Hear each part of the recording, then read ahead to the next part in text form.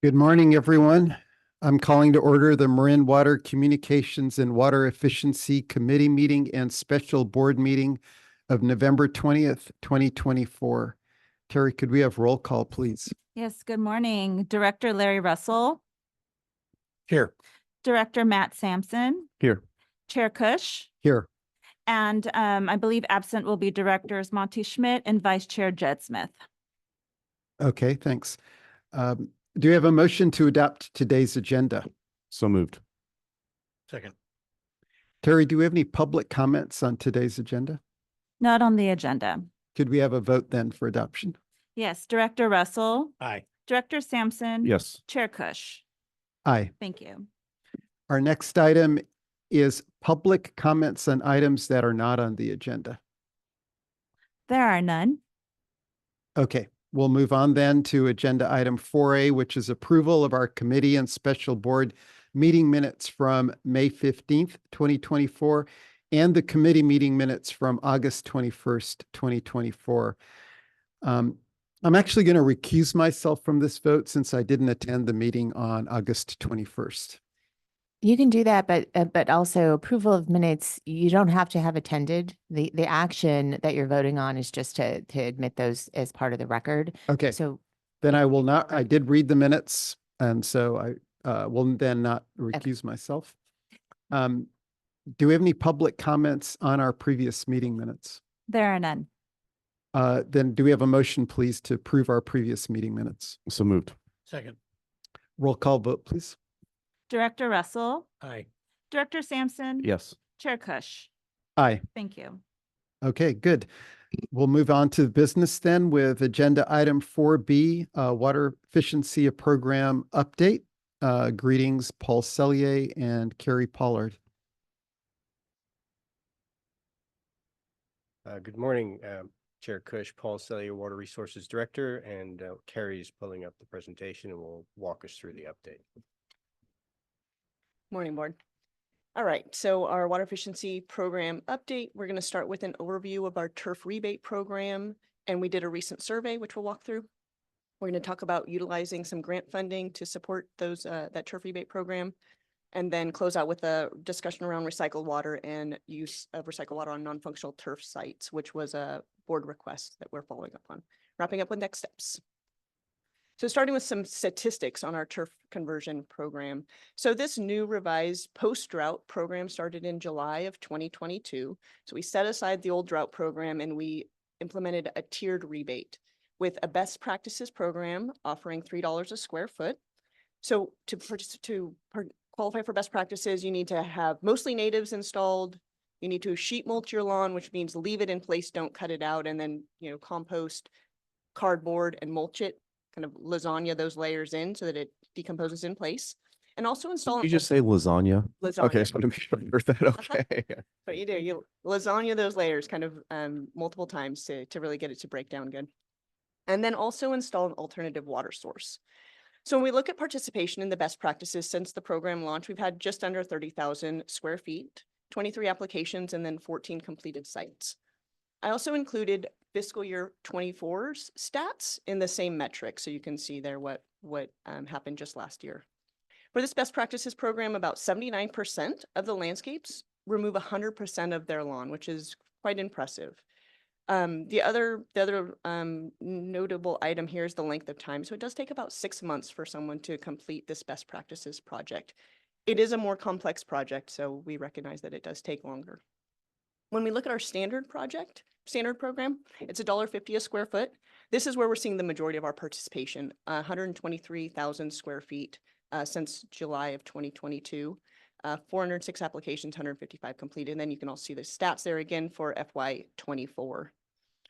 87%, so an increase in the amount of sites that remove 100% of their turf on site when they go through this program. And then the length is shorter. Again, it's less complex. It's a slightly easier program. But what we're going to dive into today is a survey on the dropouts, which I kind of skipped over here. So in the last fiscal year, we had 27 folks sign up for the program, but then drop out. And we wanted to know more about those dropouts and understand why they started and then stopped. So we had 47 total applications receive the survey. So again, this is going back from July of 2022. We had a 23% response rate, which is only 11 responses. Not great. 23% is great, but 11, not so great. And the questions were based, there were 7 questions we used, and they were all based on the Alliance for Water Efficiency's landscape transformation study. So we mirrored their questions, knowing that we had such a small sample size and we'd likely get very few responses to help us understand and interpret the data that has come in. We did a bunch of follow-ups because we really wanted to get more participation, but 3 emails, and we actually called everyone as well. So now we're going to walk through kind of what the survey questions were and what the findings were.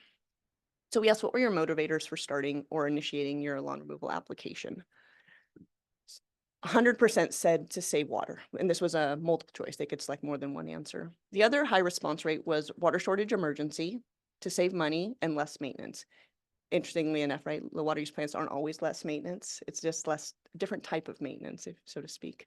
But this kind of reinstills or reinforces what we heard in our previous surveys, which is saving water and the water shortage emergency was really a driver for a lot of our customers and still continues to be as we move forward.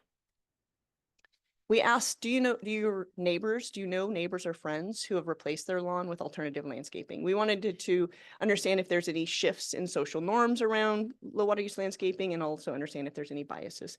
It was split right down the middle with 50%, or excuse me, 45.5% both saying yes and no. And one person was unsure if their friends or neighbors have done this. Was, entertaining and interesting right there. So not just to say no. We also asked, what do they think of these new landscapes? So if they said they knew someone who had done it, we wanted to know what they thought of it. 60% had a positive response, which is great. That means they like the way they look, right? 20% was neutral and 20% was negative.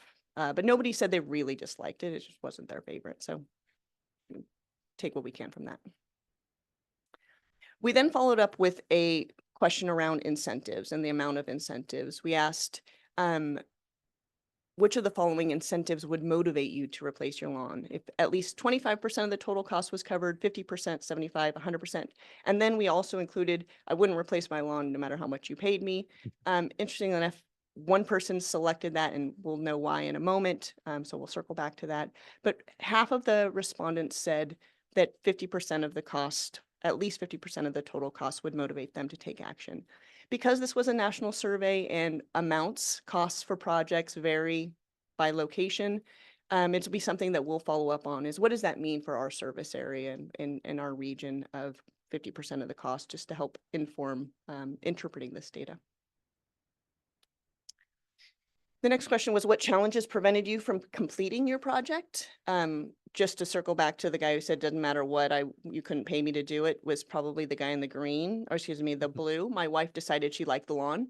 It was more important to keep the wife happy than no matter how much we paid. It made a lot of sense to us as we went through this. We understood from this question that the primary challenges are cost and program rules. Another interesting fact that came out of this question was that we had 3 folks that say they did complete their project, 2 of which said they forgot to come and tell us they completed their project and to collect their rebate money. So now they're doing that. Good, that's great. We'll get to count them now. And one of them actually completed their project, but installed plants that didn't qualify for the program. So they installed plants on our invasive species list. And because of that, we said, we can't incentivize this. We'd asked them to remove them. They said no. So there's that one. So they did go through the final inspection, but just backed out. Next question was, when you initiated the lawn removal rebate program, how would you rate your ability and skills to get it done? So this was, this is a big project when you think about changing out your landscape. And we wanted to know, were folks walking into this thinking it was going to be much simpler than it turned out to be? Or were they aware and confident that they could get it done when they initiated the application? So this is really encouraging. They kind of know what they're getting into, however, still not following through with 64%. The 9% said that they need help designing it, and then another 27% said they need help designing and implementing. So that could be design and installation. Implementing could be finding the right plants. There's a whole, interpretation of what implementation might mean. But no one's walked into this project saying that they didn't think they could do it. So that's really encouraging, I think. Next question was, when you decided to change out your landscape, was there a particular area where you could use the most assistance? we wanted to understand, right, what other resources might be needed to support this program. What I anticipated was landscape design. What I didn't anticipate was installing irrigation. And so that tells us that, and it's not really clear what installing irrigation means. Is it installing as in understanding what the layout should look out, what the hardware needs are, how to actually do it? Or is it, you know, digging the trench and actually laying the drip line? So two pieces there that we could kind of follow up on would be how to hire someone who would be qualified for hiring, and also maybe some help with laying out and understanding what irrigation systems should look like for low water use plantings. So some preliminary survey findings, right? We will go back and compare this to the national study so that we have a better understanding. But when we look at just these 11 participants that did choose to respond, we know that saving water and our call to action for the drought response were primary motivators. Our primary challenges to implementation or completing the project are project costs and our program rules. And so when we hear someone say that or the majority of the folks say that at least 50% of the program cost is most desirable, we can look at, well, what are their opportunities for us to support them in that request? So we have some potential actions here that we're here for board discussion. One would be to utilize some grant funds to increase rebate amounts. I have a whole section on that, so we can kind of maybe set that one aside for a moment. Second one would be to review program rules and find areas to streamline the process. Things like not allowing invasives, I think, is really important, right? There's a reason why we have that invasive plant list, and we want to support not having those in our community. But are there other ways to streamline the process? And if so, we need to continue to evaluate those and take action if it makes sense. The other preliminary finding is installing irrigation and landscape design are areas where people need help. And so how can we support them in design services such as irrigation and plant layout or design, if you would, to increase completion rates? And a potential action would be to consider a pilot with using online services that provide design assistance, something like YardZen or waterefficientgardens.com. This has become kind of a little bit more common in the world of water efficiency statewide. East Bay Mud and Valley Water both offer $200 for design assistance, as does Long Beach. And then in Southern California, Municipal District of Orange County, Municipal Water District of Orange County has 27 water retailers. They offer $1,000 for their customers to get assistance. We have two examples here, but we also know that folks like Slope will go out and do that work as well. And so there's some local opportunities that might help motivate folks to not only complete their project, but maybe install more attractive and better looking and, you know, kind of more in aligned with the kinds of things that we want to see within the community to kind of build the program look and feel, if you would, right? We want good sample projects moving forward. So I'll stop there and see if there's any comments on any of these potential actions, or at least the ones we're not going to discuss around funding. Yeah, thank you, Carrie. Board comments? I questions? have a couple. How much is half? That's going to be something that we need to dig Okay. into. Yeah. The other one is, why are the invasive species allowed to be sold? That is a great question. I mean, I don't know we can control that. Do you know who sells them? Almost every nursery, most of the big box stores, because they have a plant There's list. a market in them, yeah. They, Yeah. people desire them. Yeah. Yeah. Well, that's how it started. You go to places that specialize in locally appropriate plants like Slope, they're not gonna sell them, but Maybe we should give somebody a little spray gun of Roundup. maybe. All right. I'm gonna move on. When you explain that to them, well, they said they wouldn't remove it, huh? No. They actually like the look of broom? It's not broom, it was actually buffalo grass. And what's that? It's like a tall That's the fescue. tall one, yeah. Mhm. Yeah, That that's kind of, seeds it's kind and of pretty, spreads. like the Savannah, huh? Yeah. Yeah, I know you're going to hear me say this. You've heard me say it before, and I'll continue to say it. But I think the partnership right now between a Mediterranean landscape, between us and the world of fire, can never be more aligned. And you're going to see, we have the opportunity here to let the insurance industry drive with the stick, let the fire departments drive with the stick, and we come in with carrots to help.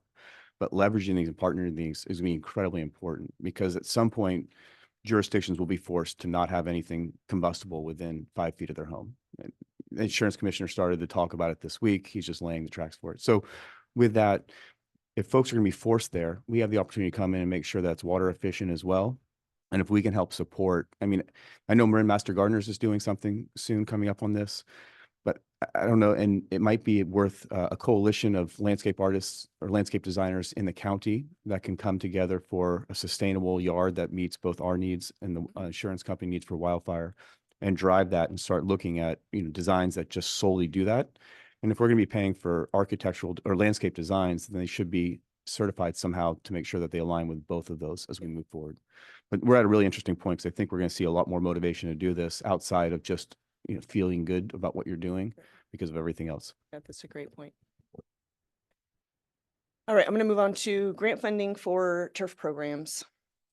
So we have a water and energy efficiency grant funding that was a Sonoma Water Regional Grant Award to support the Sonoma Marine Saving Water Partnerships implementation of water efficiency programs. So those of you in attendance, board members in attendance, I left the Sonoma Marine Saving Water Partnerships annual report on your desk. I just wanted to note it for the audience. There's a couple extra copies. Those of you who are not here can look it up online, savingwaterpartnership.org. So this grant funding was designed to support smart controllers, toilets, and closed washers, which we've already exhausted all that funding. But turf is the only funding that's currently remains.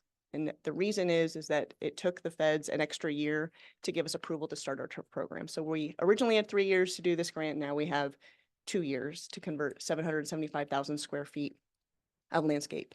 The grant awards just under 68 cents per square foot. You can see the grant funding and the match listed there.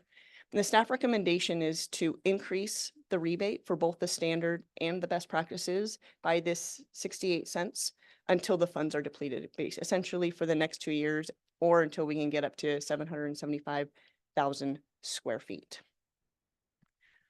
Additionally, we have funding from McStop, so Marin County Stormwater Pollution Prevention Program. So this is a countywide partnership with not only the Stormwater Pollution Prevention Program, but also North Marin Water District. And McStop is providing funding for programs that we implement that help support their goals and requirements for stormwater and creek protection. So specifically things like low impact development, reducing runoff, and reducing pollutants into the storm drain. So you may recall that in fiscal year 24, we increased our rain barrel rebate by 25 cents using their funding. So when we calculated the total reimbursement, it's just under $6,000 for last fiscal year. Fortunately, the county's fiscal system allows those funds, if not utilized, to roll over. So we have another $10,000 this year in addition to our 15.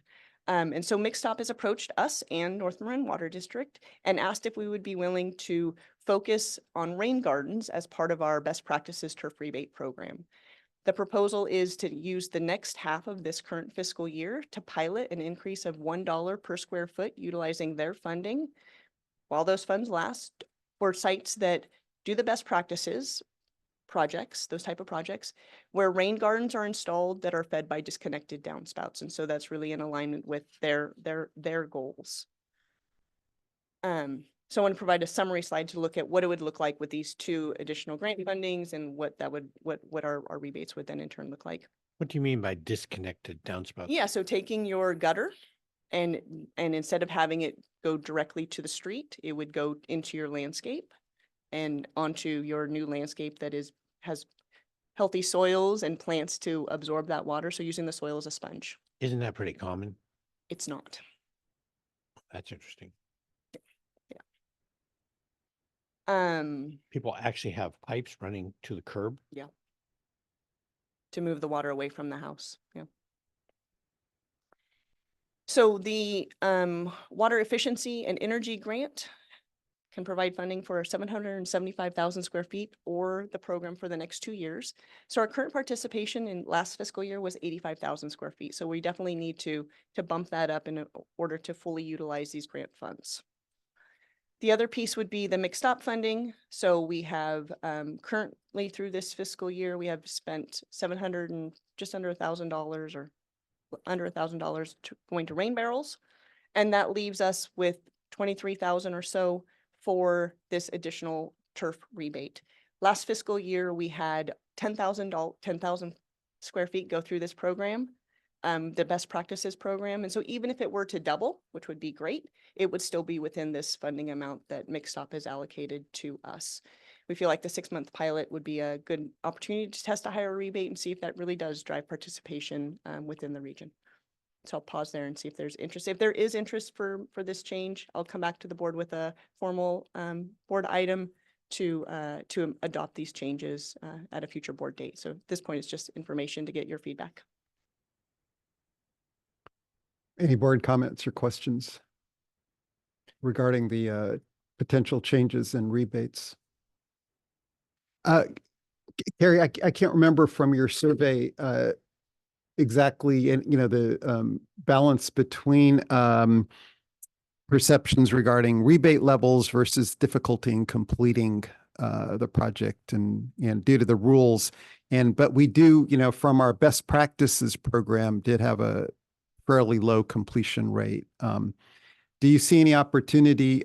Are you going to be talking about any changes in rules? You noted that as one of the possible interventions. I think it'll be something that we review and figure out which rules do we need to prioritize as really important, like invasive plants, versus some of the other rules that we may have in place. More of the paperwork side, I would imagine, is probably one of the bigger barriers. Do you have any gut feeling on whether it's the level of the financial incentive or the complexity of the rules that's more determinative of, progress? I think if I recall, it was split down the middle. Split down the middle. Yeah. So both of those were challenges equally. Are you going to get to what 1/2 is? What 50% is? Yeah. So it's on my next step slides, but yeah, I can follow up. It's we want to actually survey the folks who did participate and find out how much did it cost them to go through the program. What do you think the number is? Oh, I'm not even going to venture a guess. Doesn't it start, kind of the floor is probably $10 a square foot, but it's probably, we'll find that it's significantly more, but that's kind of a minimum cost of the removal and I have some not seen- minimum We- plannings. We brought in a landscape architect and the cost estimate for our yard was 100. So, Yeah. And that was enough to, not so much the amount, but we couldn't quite see the vision that was there. And we've stopped, basically. The grass is, now I'm about to have green grass very shortly here. It's working on it, but it's been just brown. And because we have just stopped, we haven't quite figured out what we want to do. But the 100 was enough to slow us down. So Larry, that was the 100 for the replacement of the lawn conversion. Yeah. How much lawn roughly, just out of curiosity? Oh, I think the lot is maybe 1/4 of an acre and the grass is probably 3,000 feet, maybe less. It was enough to push me into thinking about a swimming pool, very frankly, as opposed to spending 100 grand on grass plants.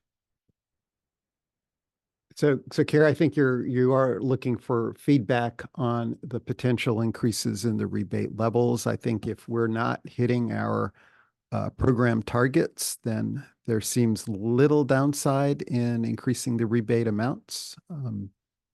Because otherwise we have that risk of unspent funds. Is that correct? That's correct. Yeah, what could the downside be? It actually wouldn't cost us anything. It's all outside funding. Right.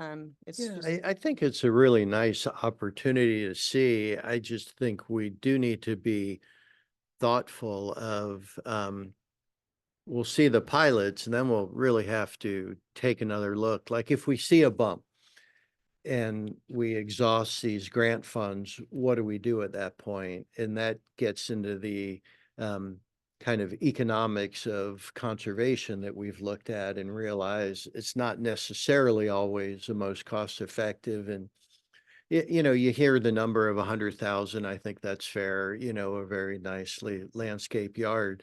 We aren't going to be able to approach, you know, half the cost. So, you know, we're going to need other tools and money, but this will be an interesting data point, I think. But that's for us. about half for your $10 a square foot.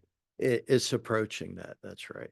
And these would be among the higher numbers offered in the state. Oh, my in-laws are Valley of the Moon water, and it's like $1 a square foot for grass right now, and that's up from 50 cents. Right. So this is, I'm really interested to see how the people respond to this. But Ben, the point you're making is our ability to sustain this once grant funds are Yes. depleted. That's a legitimate, that's a serious issue. Yeah, we'll really have to take a look and really, I think, you know, understand.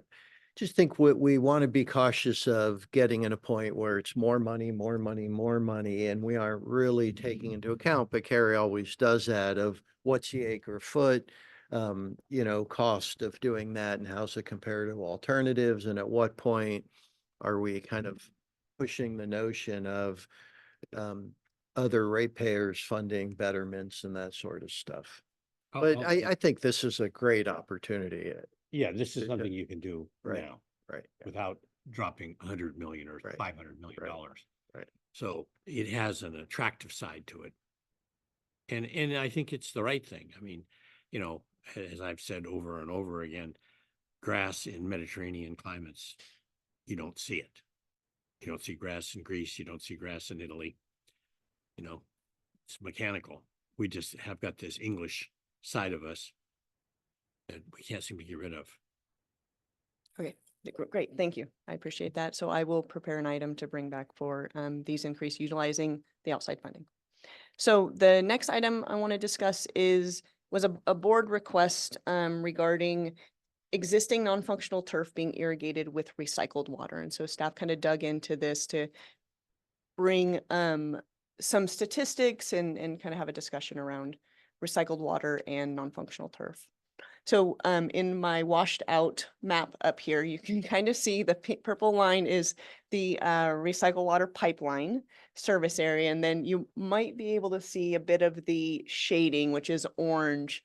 It's indicating a 500-foot buffer around that pipeline.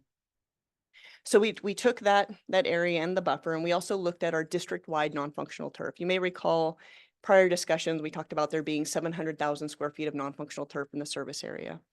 That's what we consider quote unquote verified. These would be the areas that are in shopping center areas that are adjacent to the road that we know for sure, there's no question, those are definitely non-functional turf.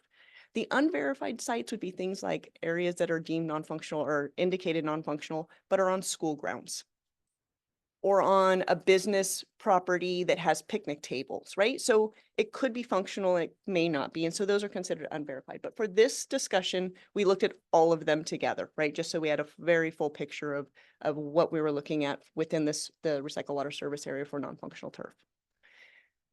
So we looked at the number of non-functional sites that are already connected to recycled water. So again, just within the pipeline that's already connected, and almost 400,000 square feet, 20% of that total non-functional turf area is already connected with recycled water. We then looked at the non-functional turf sites within that buffer area that are not on sites with recycled water that could potentially be connected. It's only about 11,000 square feet, so a very small percent, less than 1% of the total non-functional turf. We looked at their annual use. It's less than an acre foot, and the revenue, if they were to convert to recycled water, is $2,000 a year. So very small amount of area that we're referring to here. Really, I think what this highlights is that a lot of our non-functional turf in this area is already being irrigated with recycled water, right? So we want to include a slide on prioritizing our use of recycled water. So the non-functional turf that's currently irrigated with potable is really limited. So if they wanted to convert, those sites that we're currently irrigating with potable water wanted to convert to recycled water, they certainly could. There's nothing in our code that says they can't transition to recycled water. The state doesn't have a mandate that says they can't utilize recycled water for non-functional turf How would either. they even know How would they know whether? that it's available? Well, we could let them know when Yes. when we do outreach to them and say, hey, there's a mandate, you need to remove your non-functional turf. We could then tell the folks in this region, There's an alternative. there's an alternative if you were so inclined, right? Because I wouldn't think most of them would even know. Right, know. they may not, yeah, they may not. And I have another question. I presume we no longer switch over in the wintertime to potable water Mm. in the recycled system. That's right. They're batching, It's all coming from Las Vegas. all coming from Las Colinas. Yep. Good. So the other point we wanted to make was just recognizing that as new development occurs, that we want to focus the remaining recycled water capacity on providing sites for those, providing water, the supplies for those new development sites, right? And so this capacity assessment's underway to evaluate, what is that capacity? And as we move forward, pending the capacity assessment, the non-functional turf sites that are currently irrigated with recycled water, it could be an opportunity for us to, if we need more capacity, we can start outreaching to those non-functional turf sites down the road to say, we need this capacity for other developments. Can you convert? Or, we can then kind of circle back on that if there's a need down the road. But for now, of course, we want to fully utilize and maximize the use of our recycled water that's available. Are we even close to the capacity right now? So for the first time in a long time, I heard this year that our max delivery a day was 1.6 million gallons per day. That's pretty close to the system kind of capacity in terms of being able to sustain that number. But as you know, that peak demand occurs in one or two of the months in the year. And so you have a lot of capacity on the shoulder seasons as well. So Is that just for us, the 1.6, or does that include the stuff that goes north? that's just for us, yeah. Yes. And so we do have some additional room in there. I think our firm capacity from Las Colinas is around 1.8, and we have a total capacity of about 2.4, if I remember correctly. So one of the things we need to talk to Las Colinas about is how has their operation been going, and is their online percentage been what they thought it would be? How's their operational history with the plant? How much water are they able to produce? Yeah. And where their capacity is at the moment. And I appreciate the forward-looking development perspective on this too, because these developments should be coming within a decade here. Pretty significant if everything goes through. It'd be interesting to see what the estimated daily use of recycled water is for those developments coming in, just for information, but also see how much more capacity we have, because there are a few extra sites that in this area are screaming for recycled water. They don't scream as loud when they get the cost to develop the pipe, but there's still a lot of interest for a few sites to do that. Paula, aren't we going to look at specifically look at our capacity, current demand, and kind of project out what we're seeing in the development and what we would expect that demand to be on the system? That's the idea, yeah. And we'll bring that back to the board in the first quarter. Keep in mind that Las Colinas is pretty small. So it doesn't take a lot to take all their water. We were working for Auberge up in the valley, and they had a recycled water plant that was working great. And they told us they needed more. And we said, well, you're using all of your wastewater that you're developing, which is a bit of the same problem. Once it starts to go, people want it. But there's only so much available. And as conservation kicks in, particularly interior, there goes down. But was thinking, as I was saying, that the development in that area may increase their supply as well. So we'll take a look at all that and kind of game it out. I tangled with Steve Moore the other day regarding, he was pushing hard on CSMA. Right. And I said, well, the problem with CSMA is you got too much salt in your water. He thought it was sewer laterals. I said, I don't think so. I think it's the main line coming into the plant. Easy to determine. But his approach was quite interesting. He just offhandedly said, well, we need to install desal on the CSMA. And whether you know it or not, it's interesting. The shopping center here, the one that on Sir Francis, Drake is dual plumbed, but never got dual plumbed water because we never were able to get the water to him because it's too salty. So it's kind of an interesting twist there. He has a simple-minded approach, which isn't very economical.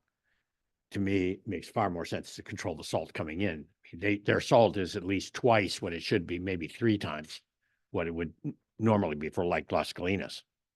So, it's one of those things where you can always use a sledgehammer to kill a fly, but that doesn't mean you should. And as sea level rises, that issue is gonna Gonna get get more worse. challenging. for Yeah. 'em. Yeah. Yeah. Yeah. Yeah, one of the problems with sewers, of course, is that they were never installed to be tight. Nobody cared. They leaked, it's less water to deal with at the plant.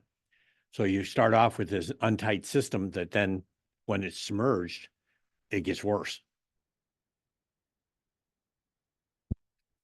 Carrie, do we charge, our rates for recycled water, are those different than potable water? Yes. So lower? Not that different. 465. I don't recall the percentage. At one time, it was as low as 2/3 the price of potable. I'm not sure where that is at the moment. Industry practice, though, I think, is to maintain some small differential between recycled water and potable. And we probably don't have enough use to consider tiers and that sort of I structure. think there are, but I think I don't think recycled was included in the last rate. It was, recycled water was part of the rate Rate increases. setting. The recycled water was part of the rate setting, but I don't know that we have tiers with recycled water. You have to look at, the cost justification for different tier structure. So I think it's just the one, Yeah, there's no tiers. right? And- And Well, plus, I think you want to incentivize its use, not to make it harder. Well, it's interesting I think Paul's right. The history of the industry is subsidizing recycled water, and that really began when it was new, right? To promote acceptance. There is a bit of a move in the industry to say, well, we supply the water for the purpose, and the cost of the water is the cost of the water. And this is a water you're getting for irrigation. And no, we aren't going to discount that water. So there is a move to slowly reduce that discount and recognize kind of water's water for the intended purpose. I would think there's 218 issues here also. If you're using the pure water to justify the recycled water cost, support it. It's kind of walking on the line there of 218 issues, one would think. That's a good point. All right, wrapping up with next steps. So we'll compare our customer survey results to the nationwide findings I didn't mention, but the survey only ended last Friday. So we haven't really had a time to dive in on, what this looks like in relation to the others who have participated in similar surveys. We'll develop similar turf survey for our completed project sites to understand costs and drivers and challenges for them as well. There's a much larger subset there that we can gain information from. Develop the turf program improvements and pilots to remove barriers to participation, things like reviewing our rules and increasing the turf rebates based on the board discussion, and then finally continuing to maximize the utilization of recycled water supplies as we just discussed. So with that, thank you for your time. I was just thinking that maybe we should have some kind of a medallion that could go with the house, like a LEED type certification, saying that this house has that, and maybe back to the Fireman's Fund approach. If you had the medallion on the door, they fight the fire. Mhm. And if you didn't, they wouldn't. But the idea being something that could be pretty, maybe the logo or something, a little thing that, and they might not want it. They might want it. I don't know. Maybe something for future consideration. Yeah. Great. Thanks so much for that update, Carrie and Paul. And I think you guys are still on for our next item, which is looking at water efficiency incentives focused. we do have a public comment for. Oh. I Too much apologize. rush. Public Yeah. comments, please. Bill Sauter, please. Thank you for a great presentation. Each time we hear of staff's interactions with our landscaping customers, we get a better insight as to what motivates them and how we can make a bigger dent in that 40% of our potable water use that ends up outdoors. It was interesting that the top two motivators did not include saving money. The biggest motivators were to save water and to do my part. I've long felt that Marin Water customers want to do the right thing and that helping them understand what the right thing is will pay big dividends. At last night's board meeting, several folks spoke out against flooding their homes and businesses to enlarge Sulahuli so that we can continue to use 40% of our potable water outdoors. They made the point that if Marin Water customers understood the direct link between taking people's homes and businesses in order to water large lawns, they would be amenable to considering other landscapes or other ways to water what they have. I agree with that completely and think we need to get that message across to customers. The other message that I don't think most customers understand is that to stop using 40% of our potable water outdoors could not only save family homes and businesses, but could also lessen the need for costly projects to increase water supply and or to bring in lower quality water that all customers would have to drink. And I don't think we need to change the views of all 60,000 customers. Just reaching this right subset can make a big difference. I once asked Paul if the 2080 rule applied to outdoor water use. That is, 20% of outdoor users accounted for 80% of outdoor water use. He thought it was a lot less than that. Perhaps only 500 to 1,000 users were using most of their outdoor water for landscaping.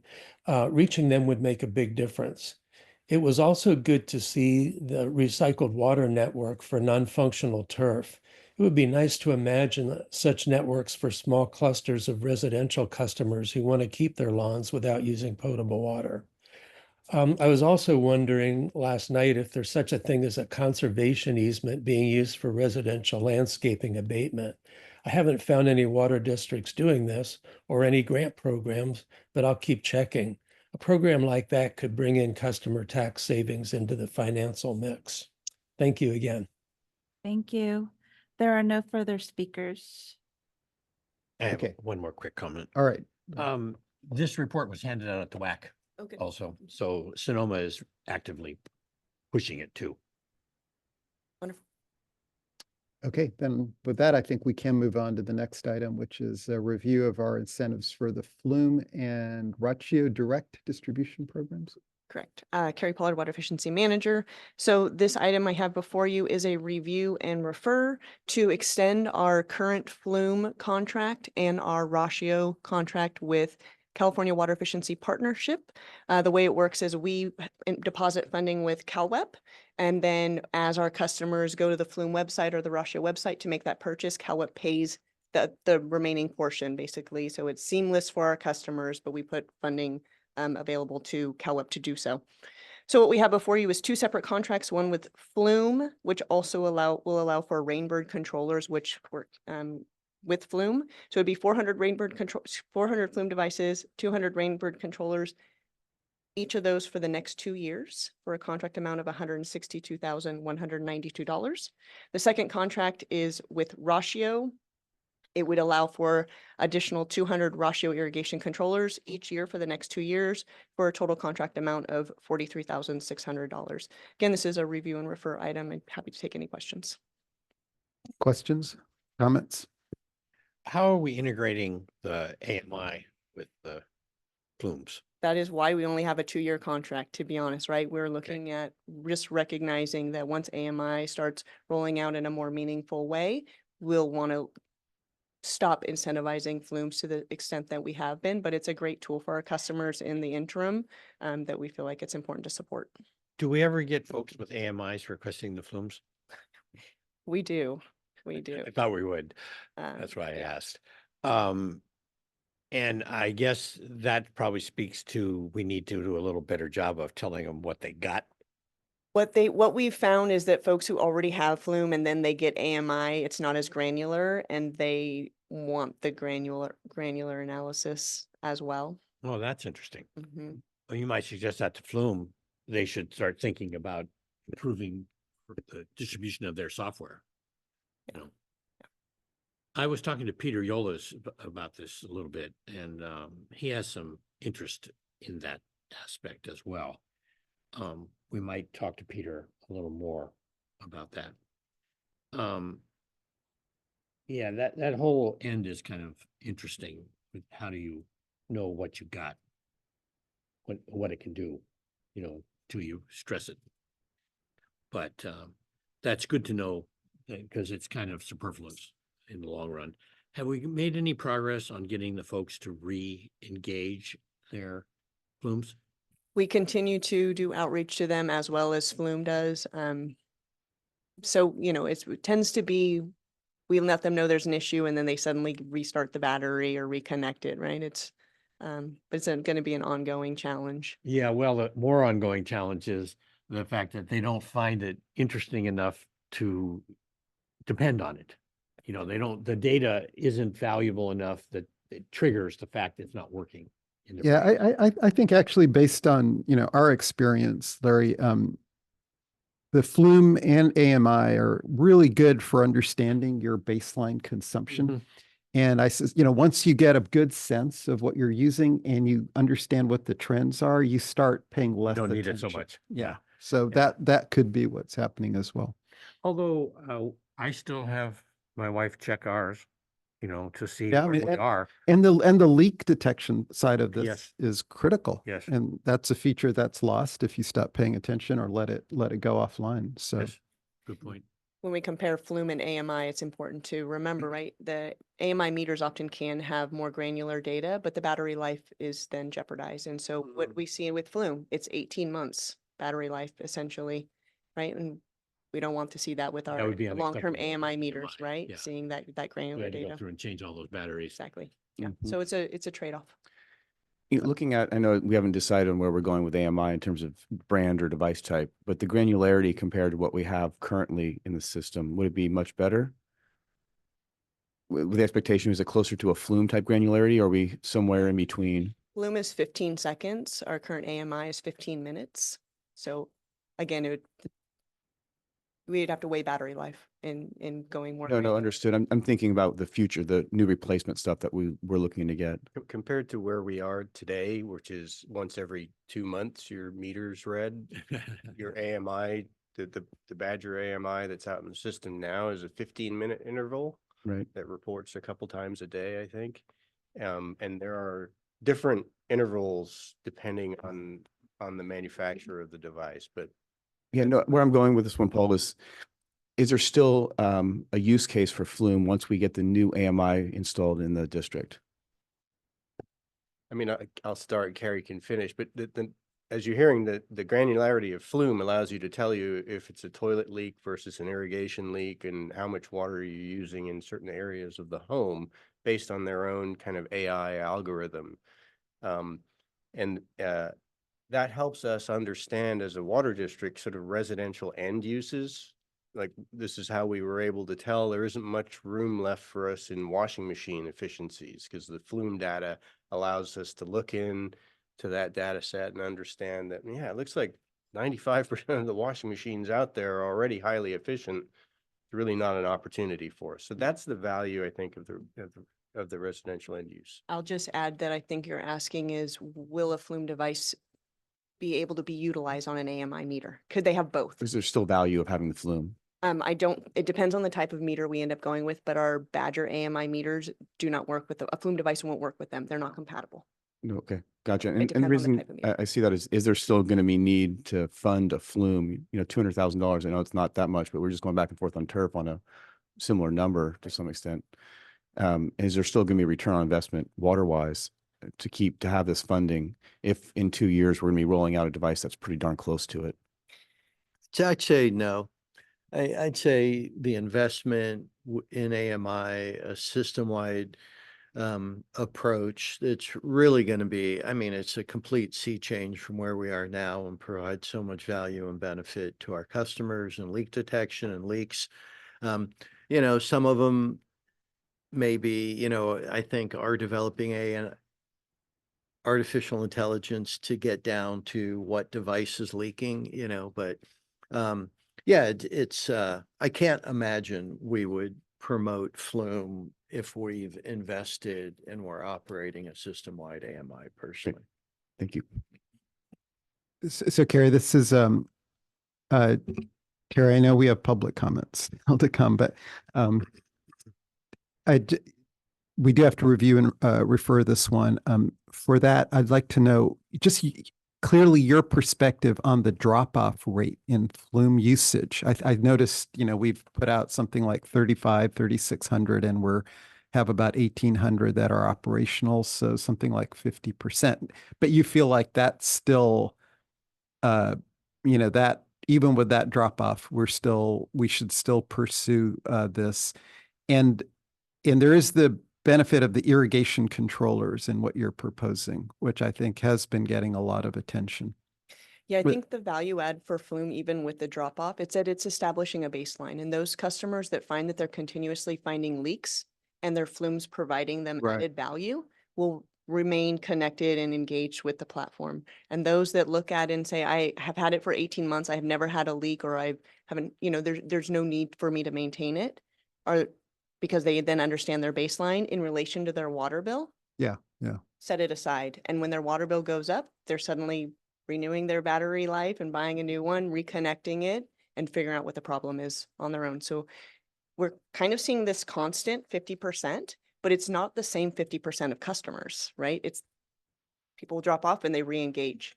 It's really kind of interesting how dynamic this program it tends to be, or has proven to be, based on how our customers are actually using it.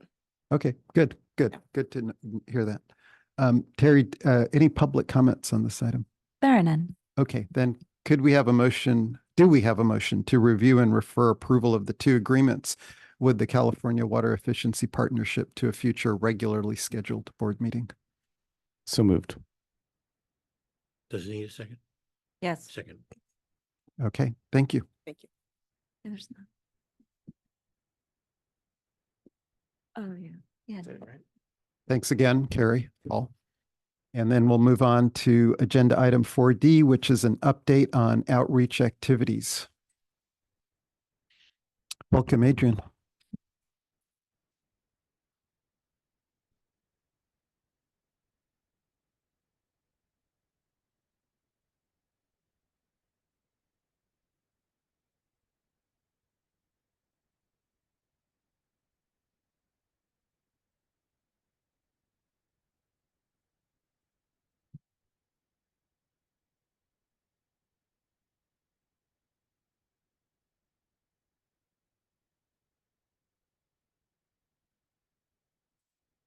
Morning, directors.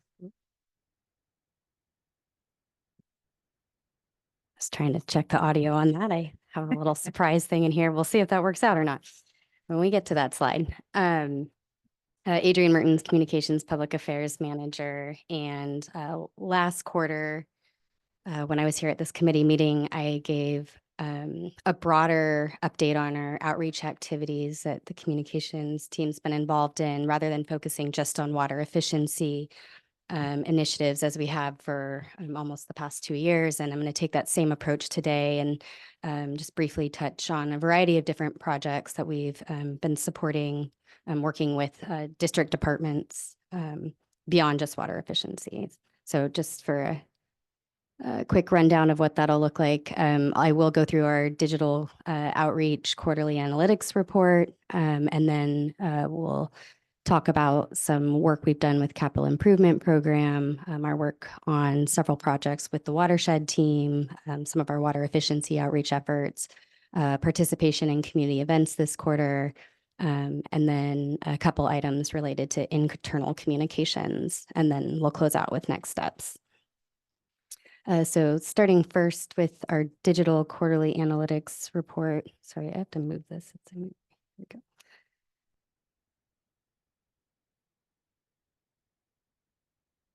Oop.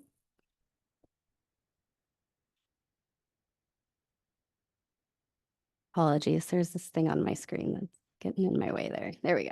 Okay, we're good. So just a snapshot of our website activity, and we're reporting out our analytics for the October or August 1st to November 1st timeframe. So we did see 152,000 views on our site, which is actually down by quite a bit. We were the same timeframe last year at 171,000 views, and I'll get to why we think that's the case in just a minute. Average engagement was also down just a bit. And then unique users is actually up. Despite having a lower number of views. And the big change this time around, our top 5 pages visited, normally this quarter, or at least compared to last year, the Water Watch page was on here, and that's because we'd had 3 times as much rainfall in this quarter as we have so far this year. And so we do believe that accounts for the much lower overall page views when we're just looking at what's really changed as we're You think less rain brings less people to the webpage? Yeah, and we're in a non-drought year. But we have people that fall when we get rain. If we don't have that page updated, they're contacting us to let us know. They're very curious in what our rainfall looks like at our reservoirs, and are tracking that daily. So I'm sure now that we're seeing rain again, we'll see our page view numbers go up. Any idea why? Why they track it? Curiosity. Curiosity, I think. There's a lot of people out there that are very interested in that page. Anytime we make any significant changes there, we tend to get feedback. Or if, yeah. Adrian, I Yeah. thought you were going to say that the change was related to where we are in the rate cycle. And when we were initiating that last year, the new rate cycle, I thought there was going to be a lot of interest in maybe the rate calculator, but that's not what you're seeing actually. Yeah, not what we're seeing. And Water Watch usually is in our top 3 when we're having heavy periods of rain, in terms of top pages visited. So that page drives a lot of traffic, and it'll fluctuate depending on what's happening outside. It's pretty interesting. Now, one thing that we do like seeing is that our employment page is in the top 5, which is something new, and I think can be attributed to a lot of the efforts that HR has taken to try new things with recruitments. We've also supported some of that work just around using social media and some of our other platforms to push our job postings in new ways. So, well, you can never say for sure. We're guessing that has a lot to do with it. There's certainly been an increase in activity there. And then users by device. For us, this remains consistent. Desktop users are that's the highest device used. And actually it's gone up a little bit, even from the last quarter that we reported this. I got a dose of the digital in this election, and it was quite interesting. YouTube ads, for instance, cost me 30 cents. And, you can control where they go. It's not like you're broadcasting to the whole array. Yeah. And what we did was use static photos with voiceover. So they were very economical to make. And everybody who saw them came back to me with, they're just great. And they were very, very simple. Doug Linney's folks. And I can see a value there, especially when we're trying to do something, like inform people about something. The way the YouTube ones work is that they shove the ad in front of you. You can't skip it. You cannot watch it, but you cannot skip it. You can't fast forward. So it's coming at you. If you don't subscribe to YouTube, you're just taking what they give you for free. But it's something to think about. And I know I got a lot of respect for it. In the first round, I had 6,500 hits on the CV from the ads. It was amazing. You're stealing our thunder a little bit. There's some slides Well, coming up I'm here. supporting you. So it was quite an interesting education. Yeah. Yeah. We'll in a few slides, we'll actually get to some advertising we've done similar to that. I'm working with some audio streaming services.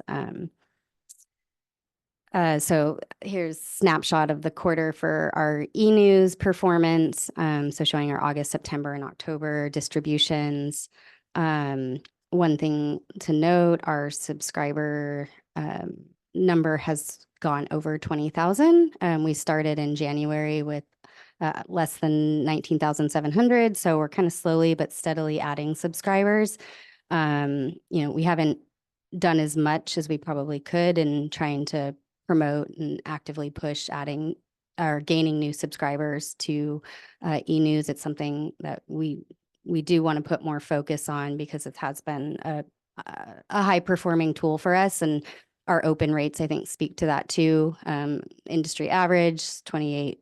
There's industry standard open rates 28.8%. We're well over 50 in most months. And this quarter, everything was over 50% open rate. September, we actually had our high open rate for the year. Last year, our high for the year was 53% in any one single month, and we saw a 56.3% open rate. And I love this one because in this month, we highlighted one of our customer success story.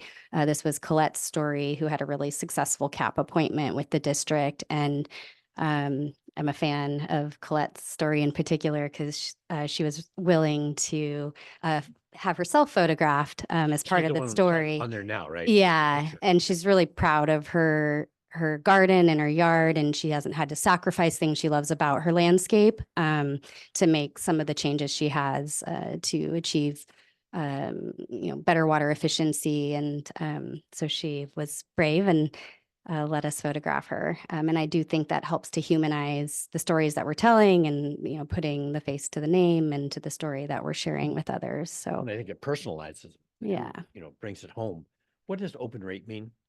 Open rate means the number of times that it was actually opened by someone and read. Yeah, you get email, sometimes you dump it before ever even opening it and looking at it.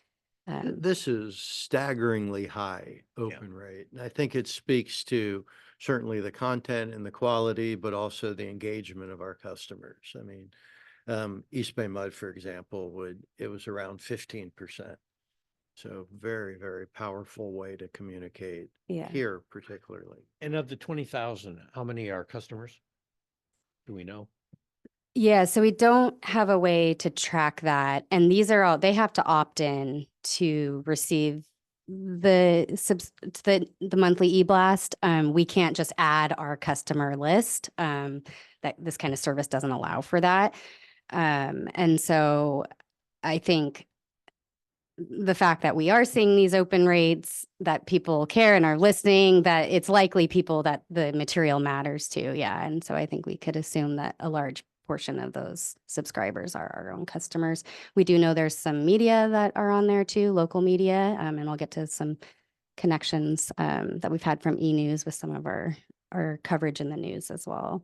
Carrie, Adrian, do we have any restrictions on our ability to just opt-in customers so that they have to opt out?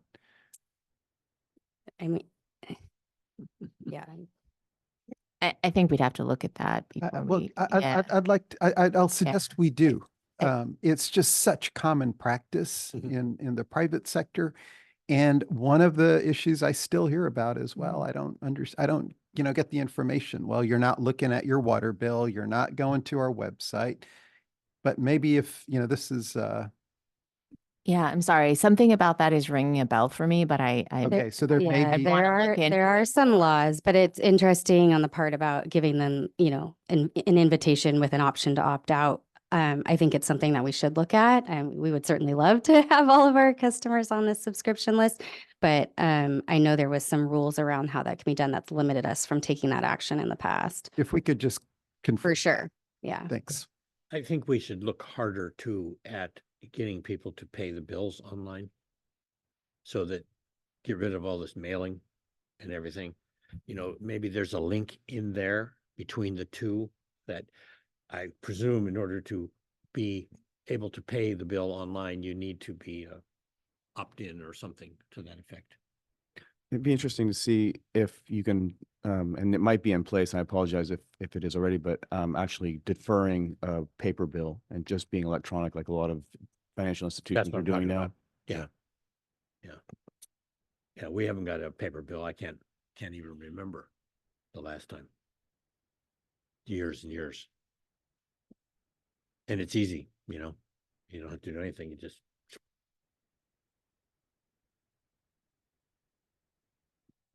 Okay. And then, so we have restarted our volunteer opportunities monthly e-blast for the year. We take a recess during the summer months on that.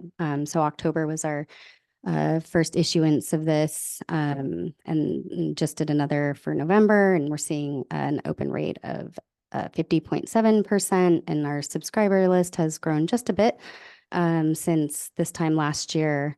And this is a much different subscriber list. It's different than our e-news list, obviously, and really consists of those who have expressed interest in our volunteer programs. We route them to subscribing because this is how they can get those ongoing updates. And then anyone who's volunteered with us gets added to our list unless they opt out. And we actually include this as part of the volunteer registration form sign up, is that they also have the option there to subscribe.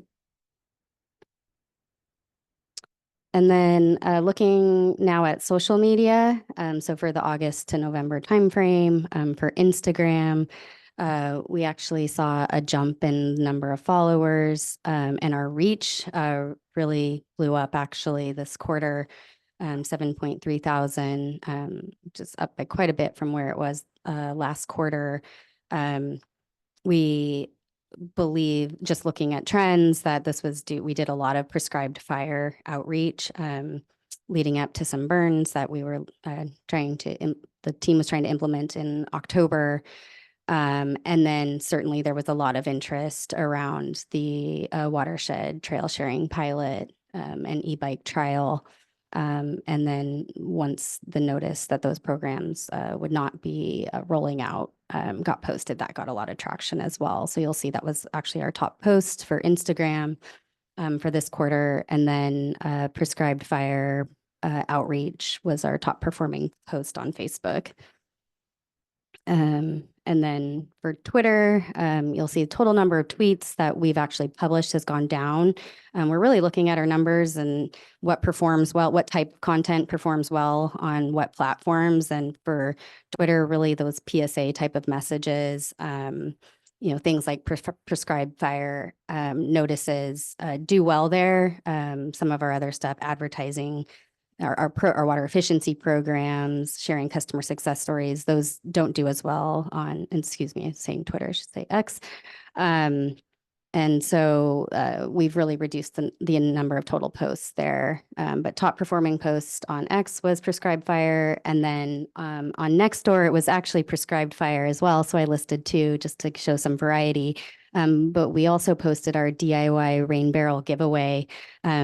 We hadn't yet posted that on Nextdoor, and then finally did in August because we had so much interest from other places. We'd post it right off the bat that we wanted to kind of chill things out for a little bit while we could get control of giving our first couple rounds of barrels out. But we did post there and had a really great reach. 16,582 total people were reached with that post, which means there is quite a bit of engagement and commentary. So we like to see that. And then on LinkedIn, newer platform for us, we're continuing to grow this. This post we did highlighting our participation at Marin City Job and Resource Fair was our highest performing post for this quarter. Do we advertise all positions there or just some? Yeah, so any external recruitments, HR now is in the practice of posting those to LinkedIn as well as a number of other job posting platforms. Yeah. And then we'll take another step and also repost it as our comms team as like a paid advertisement as well, just to give some of those job postings more boosting. And then moving into our outreach activities update. So starting first with capital improvements, the Nicasio spillway modifications project, obviously significant effort as part of our water supply roadmap. And something we hadn't yet really spent a lot of time more comprehensively sharing information about with the public in our channels. And so it was a good time. There's a lot of activity starting up with that project. Things are underway, both with design and environmental work. And so we did feature that in our November edition of E-News. And that was kind of cool. It led to some additional coverage in Point Reyes Light. The reporter actually read the story in our E-News that he received and then followed up with us to do more in-depth coverage for their publication. And then we'll also be featuring the Nicasio Spillway Modifications Project in our Winter on the Waterfront, which will be running in customer bills in January and February. And then moving into watershed work, I mentioned briefly our prescribed fire outreach when talking about social media. There's a lot of behind the scenes effort that goes into gearing up for the outreach associated with any prescribed fire plans. And the most recent effort was going to overlap state parks land as well as watershed land. So we were certainly working with state parks as well as Marin County Fire, who implemented the burn, working with our watershed team. And so we're all co-authoring all those messages, all the signage, all the handouts that are going out. And so it is quite a bit of work, and there's a lot of tentative aspects to those plans because, as you know, for a variety of reasons, a prescribed fire can be delayed or pushed back or called off. And so we definitely had to adapt a few times in October as the weather conditions and conditions up on the watershed shifted. But we were able to, the team was able to implement a burn up there in late October, though it was cut short. I think they got about 2 acres burned, but yeah, quite a bit of outreach went into that, and everything from news coverage to social media to maps showing the areas that would be impacted. And I feel like each time we do these, we're getting a little bit better at fine tuning the process and the materials that we're putting out and working with our partners on kind of brainstorming the best ways to do that. It's definitely a work in progress. Adrian, just real quickly, thank you for the extensive effort on this, because we are still trying to get everybody kind of comfortable with this. Yeah. What would be neat is when we send out something that talks about a prescribed burn, we get close, would actually link the alert wildfire camera that can actually take a look at it. So people can actually click right on the link to see what's going on and actually get a view. It'd be pretty interesting. That's a great idea. Thank you.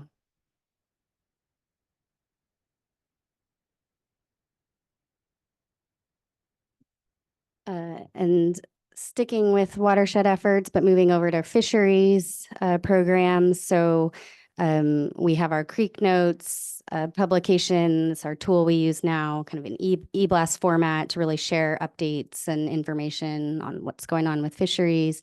We just pushed one out this week. This was crafted by Eric Ettlinger and really giving his forecast of kind of the first salmon observations of the season and what's to come, and had great open rate on that, 48.9%.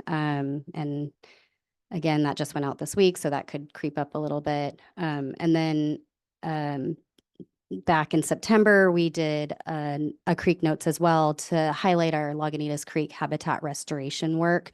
We were getting close to nearing completion of that, and there was lots to show and tell.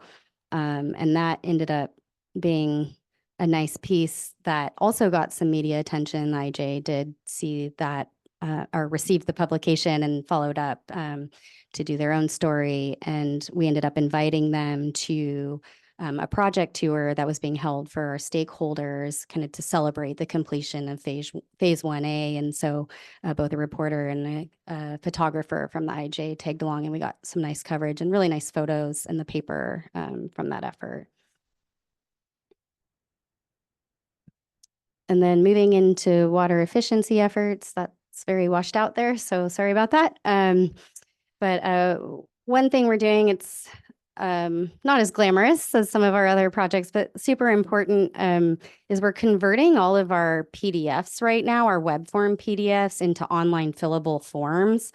Doing this for a couple reasons. First, we want to make sure that our website helps people to do things as easily as possible. And so certainly when you have to download a PDF and fill it out and scan it and do all the things and sign it, that's not easy. And so this hopefully creates an easier mechanism for a lot of folks.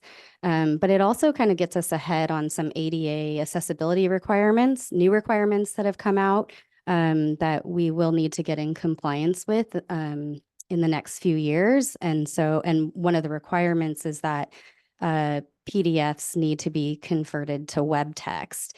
And that includes things like fillable forms. And we're starting first with fillable forms because we feel like that's a high priority. It definitely helps customers and is a little more complex to do that conversion.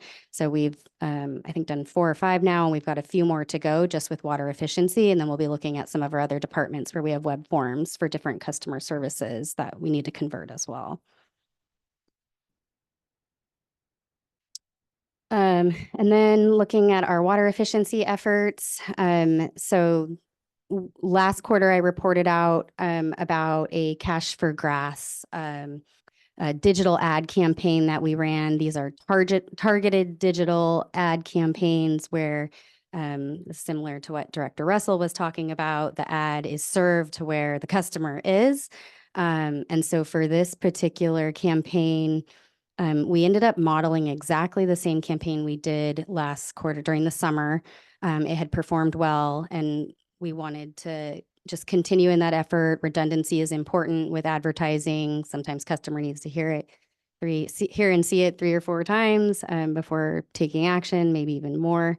And so for this one, we served the ads to, it was around 5,300 residential customers that have properties where more than 13% of their total landscape consists of lawn. And we worked with our water efficiency team to get that customer list, and then worked with our an ad vendor to put that campaign together. And so those ads were served on computers and mobile devices, and people are seeing those when they're online reading the news, shopping on a retail site, wherever they spend their time, it's going and is being served to them there. And so that campaign ran mid-September to mid-October. Saw really similar impressions to the last quarter, and then had 1,948 direct ad clicks to our Cash for Grass webpage, which is pretty good. And our overall engagement was 5.7 times the national average.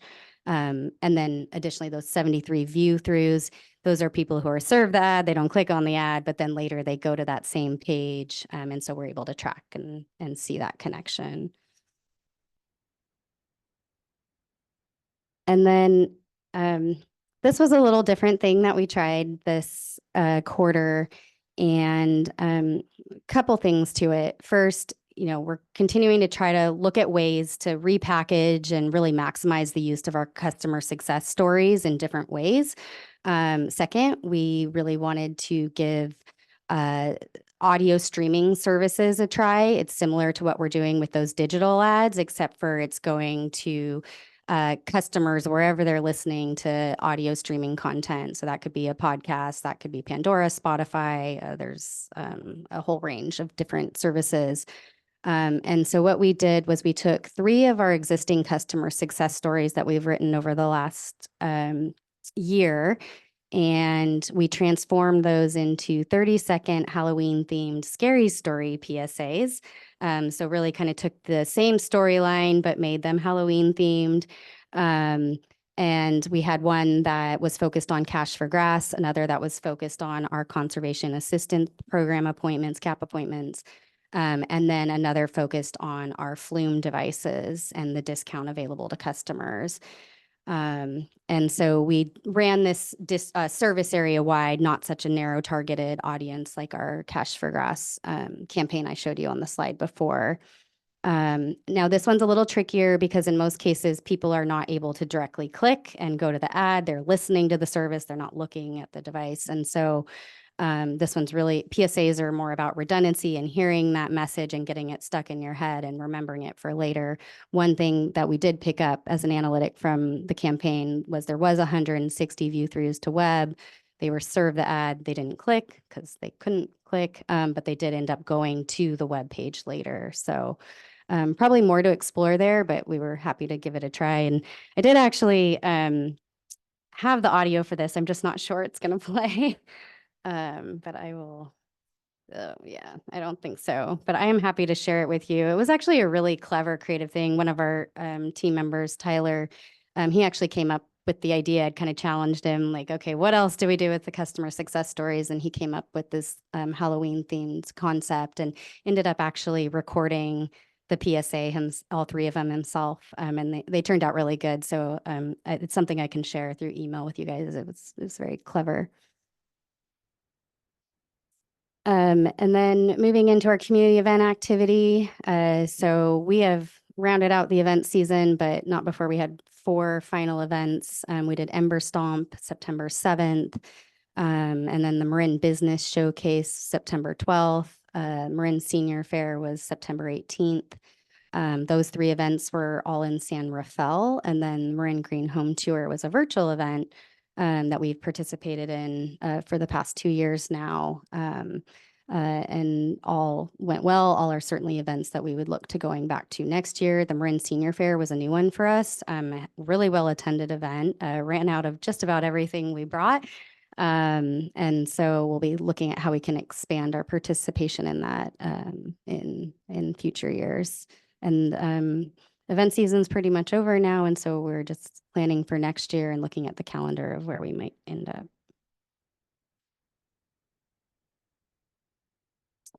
And then some activities we've been involved in around internal communications. Last time I had reported that we were starting some work on some internal signage, and we've completed some of that.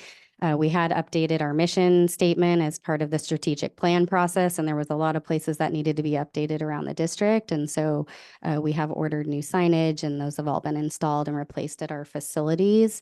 And then this other sign up here is actually newly installed down the hall in this building. And it replaced a bulletin board that had been up there for a long time. That was where we posted public information, just kind of good to know stuff. If you work here, this is what we're sharing with our customers. It was a little bit sad and tired, and we wanted to change things up. And this is what we came up with. And it's just a nice way to draw people's attention to the different programs and projects and work that they do every day in our publications that are going out to the community. And so far, it's right outside our offices, so we get to see all the people stopping to look at it. And so we feel like it's going to good use so far. And kind of next steps is we're looking at other opportunities for doing something similar for this kind of internal information sharing at some of our other work sites around the district.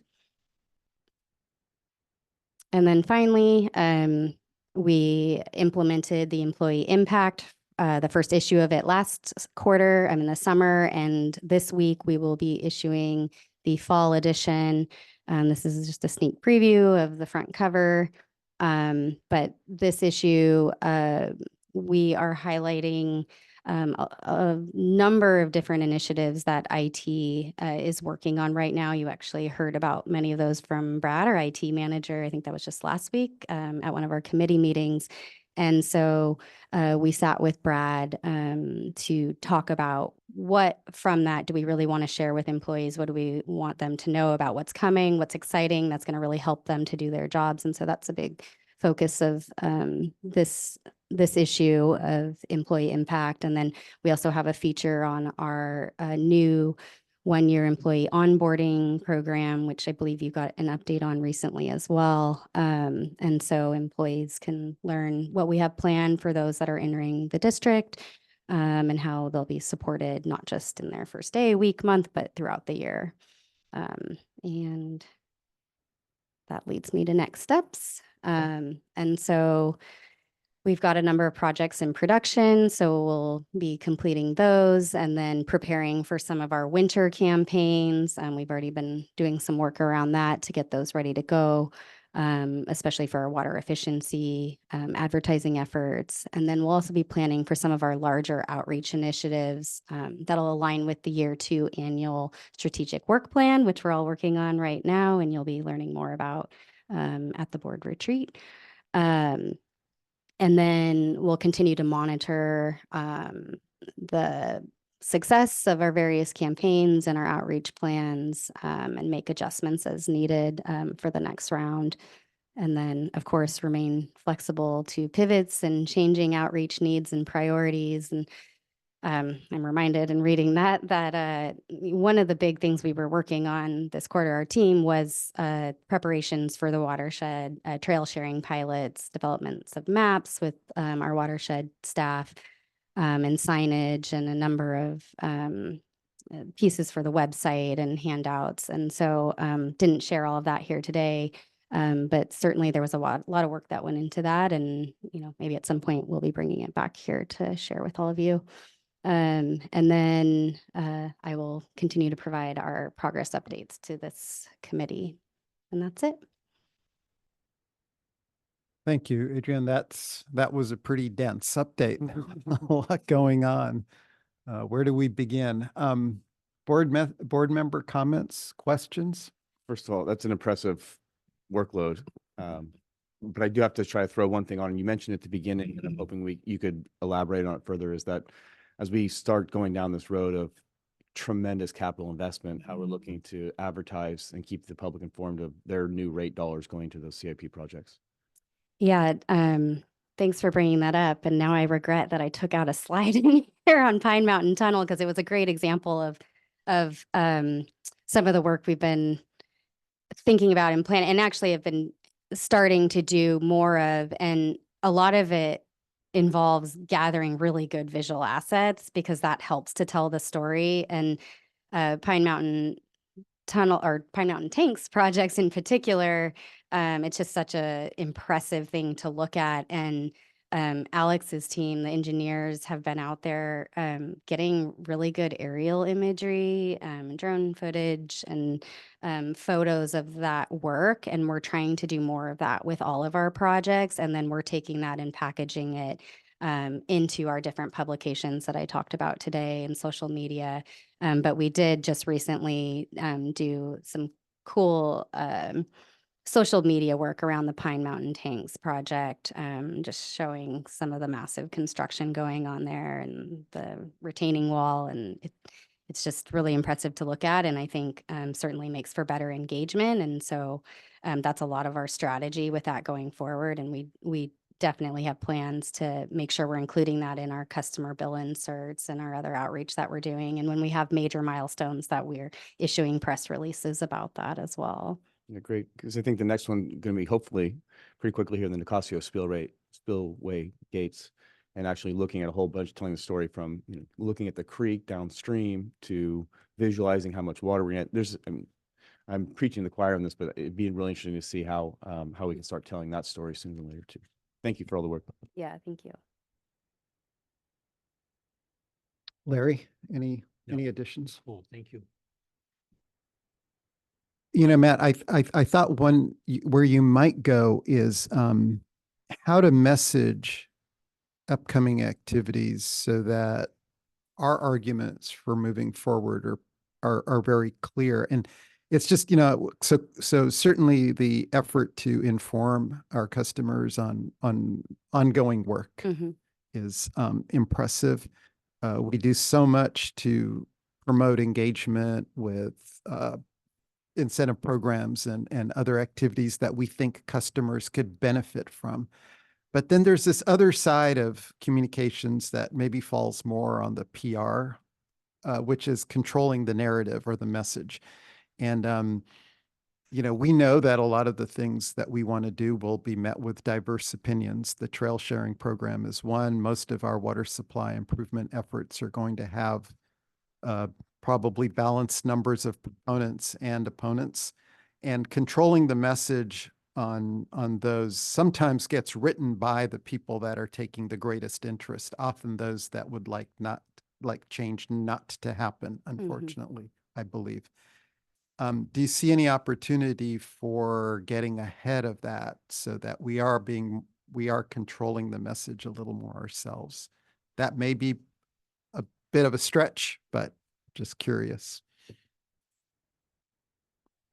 I think that You there. look at Ben to see what thumbs up, thumbs down.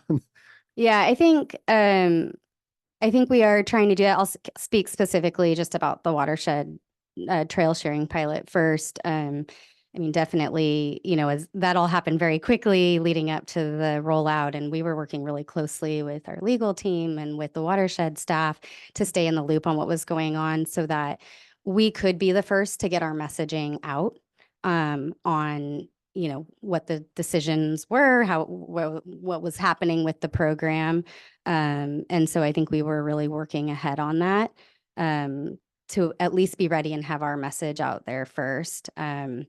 And we knew just because there was such interest and loud vocal voices on that topic that it was important to make sure that our statement was out there. And I think that there's certainly that opportunity with all of the stuff we work on that's controversial. It's important to be one step ahead of the game when we can. I think it's a really good question. And one thing that came to mind was, I don't know that we've crafted yet something that explains the reasoning behind the board moving in this direction with, for example, bikes on trails or e-bikes in terms, the context of protecting the watershed and trying to get control of what's going on and, 40 plus entrances, enforcement challenges, and just kind of telling the story maybe a bit different from really, this isn't, because bikes are powerful. No, we're trying to do the right thing. So I do think there's an opportunity to think about that a bit more for us. Thanks, Adrian and Ben. Yeah, an example that at some level may seem more straightforward for us are prescribed burns. Regardless of the science behind those, we still face concern and opposition in some cases. And, we've had a lot of input recently about how we're managing the piles on the watershed. At least we're getting it in our inboxes. I don't know if you see it, Ben. So, messaging around those are not things that we are currently really putting a lot. I mean, we're responding. We're not really controlling the narrative there. So again, there's a limit to what we can do, clearly. And so, but just there may be specific instances where we know that we know what we're gonna be facing. And preparing for that rather than, kind of then trying to do a rear guard effort might be something to consider.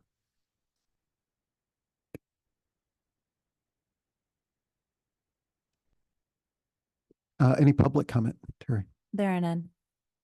Okay, then I think we'll say thank you, Adrian, for the really comprehensive update. And we'll move on to our last agenda item, which is our upcoming meeting. The next Communications and Water Efficiency Committee meeting and special board meeting is tentatively scheduled right now for, I don't have the right dates, February 12th. February 12th, 2025. Okay, great. And it's tentative because the calendar hasn't been adopted yet. Yeah. Okay. And with that, I will adjourn our Communications and Water Efficiency Committee meeting and special board meeting of November 20th, 2024. Thank you.